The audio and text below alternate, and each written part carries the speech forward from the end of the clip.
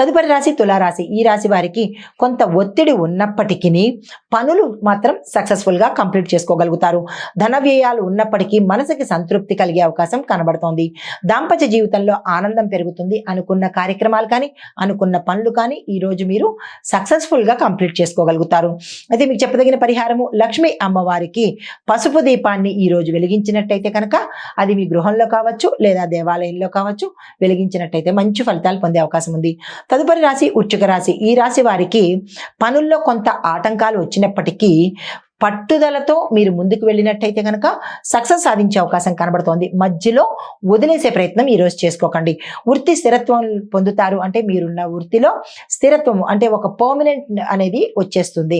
అయితే బంధువుల యొక్క ఆదరణ లభించడంతో పాటు ఒక కీలకమైన శుభవార్త మీకు ఆశ్చర్యాన్ని సంతోషాన్ని ఇచ్చే అవకాశం కనబడుతోంది.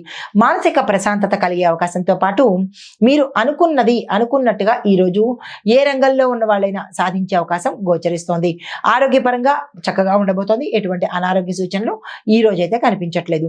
అయితే పరిహారంగా నల్ల నువ్వులను నివేదన చేసినట్టయితే అంటే నల్ల నువ్వులు బెల్లము ఈ రెండు కలిపి ఉండలుగా లడ్డూలుగా తయారు చేసి నివేదన చేసినట్టయితే కనుక మంచి ఫలితాలు పొందుతారు. తదుపరి రాశి ధనస్సు రాశి. ఈ రాశి వారికి మిత్రుల సహాయ సహకారాలు ఈ సమయానికి అందుబాటులోకి వస్తుంది. విద్యార్థులకు కొత్త అవకాశాలు వచ్చే దిశ కనబడుతోంది. అలాంటివి ఏమైనా వస్తే కనుక అందుకునే ప్రయత్నం చేయండి. వృత్తిలో ఆశించినటువంటి లాభాలు వచ్చే అవకాశం గోచరిస్తోంది. ఆర్థిక విషయాల్లో శుభవార్తలు వింటారు.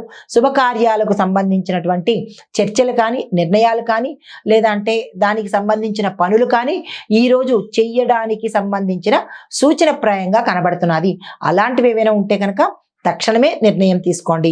అయితే మీకు చెప్పదగిన పరిహారం, విష్ణు సహస్రనామ పారాయణ ఒకసారి వినడం కానీ మీ నోటితో చెప్పడం కానీ చేసినట్టయితే కనుక మంచి ఫలితాలు పొందుతారు.